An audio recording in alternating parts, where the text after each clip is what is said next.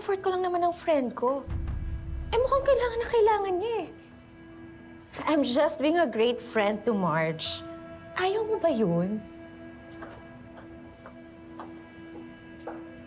Teka. Ba't parang praning na praning ka, Paolo?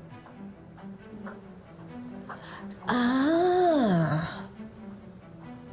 Natatakot ka bang malaman ng asawa mo na wala kang pinagkaiba sa ex niya? Nakagaya ka ng tatay niya. Di ba?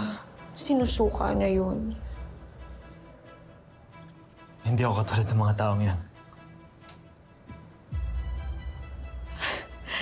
You're too late, pal.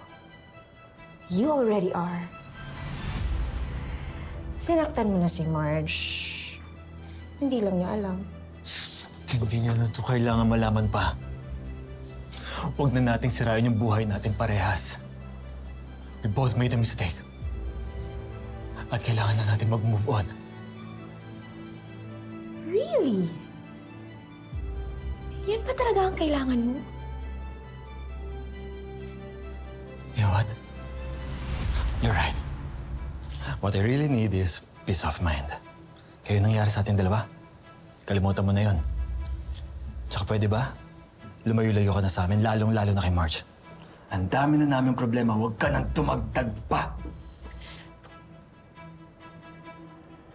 Ano pinagtatalunan niyo?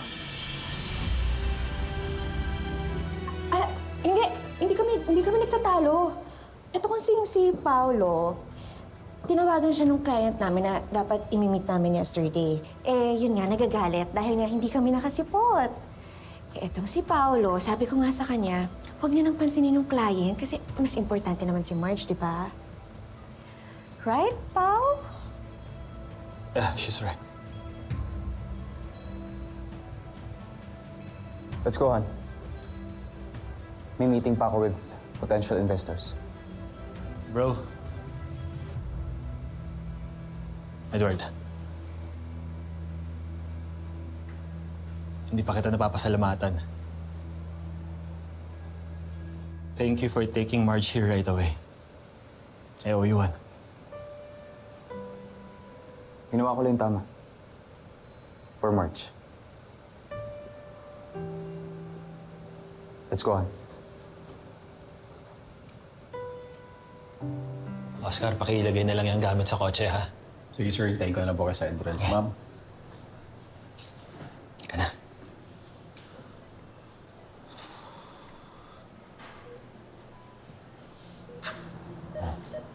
Si baby, oh.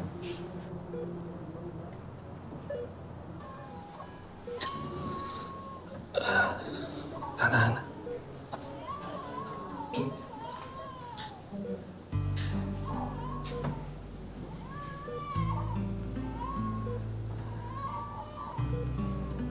Baby,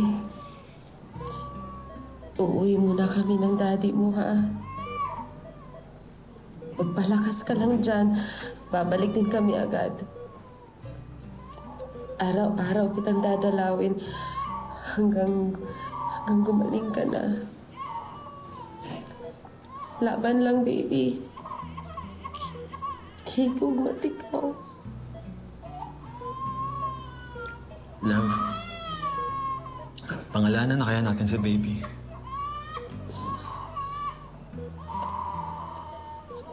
Pwede bang Jasmine?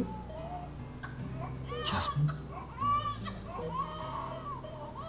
Ibig sabihin, biyaya ng Diyos.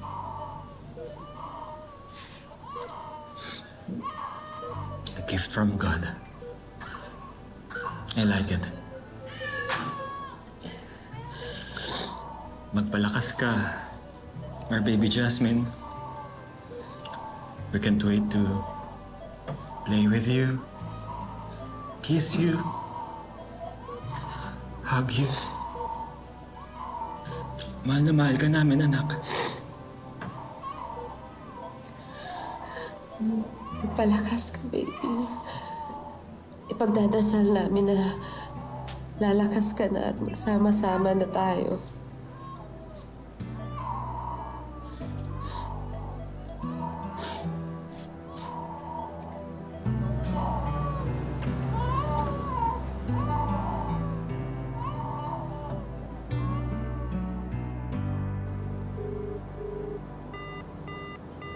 Bakit ba kinakancel mo yung tawag ko?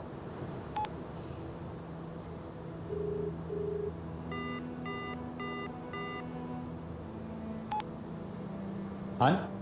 Sino yan? Ah, Hindi ka pa natutulog? ano, client? May minessage lang ako na client. Ganitong oras? Ikaw, tigilan mo na yung pagiging workaholic mo. Loko-loko ka!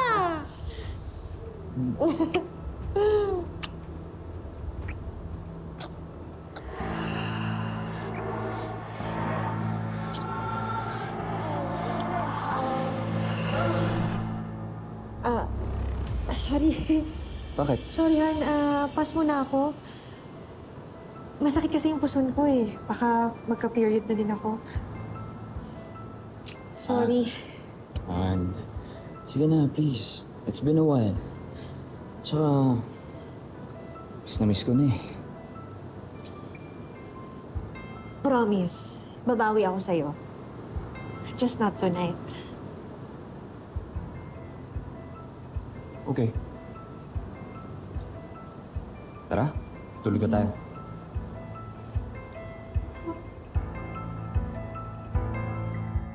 At least, di ba, nalilibang-libang ka. Hindi mo naiisip yung problema. Alam mo kasi maging maayos din ang lahat. Ay, ang gaganong sa'yo, ah.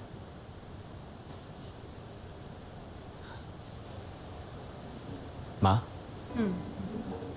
Kamusta na si March? Parang devastated pa rin siya, no? Siyempre, kasi hanggang ngayon, hindi pa niya nahahawakan yung anak nila.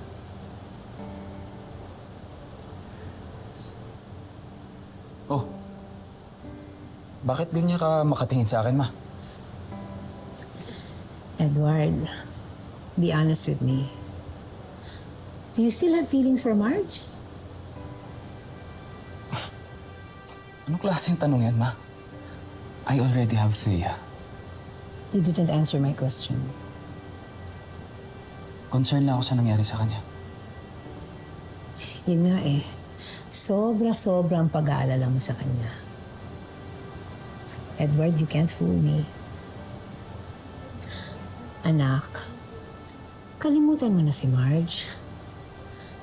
Asawa na siya ng kapatid mo. May pamangkin ka na sa kanila. And soon they're going to be a family. Edward, just let go of that love. Just like a tree lets go of its dead leaves. Not with bitterness, but with peace, and because it's time. Bakit hindi ka na lang mag-focus kay Thea? Alam mo, you don't realize how lucky you are to have her. Tignan mo, kahit hindi naging maganda ang history ni Marjorie, umi-effort siya na makipagkaibigan ulit. And now they're like sisters. Makontento ka na sa kanya. Huwag mo na siyang papakawalan.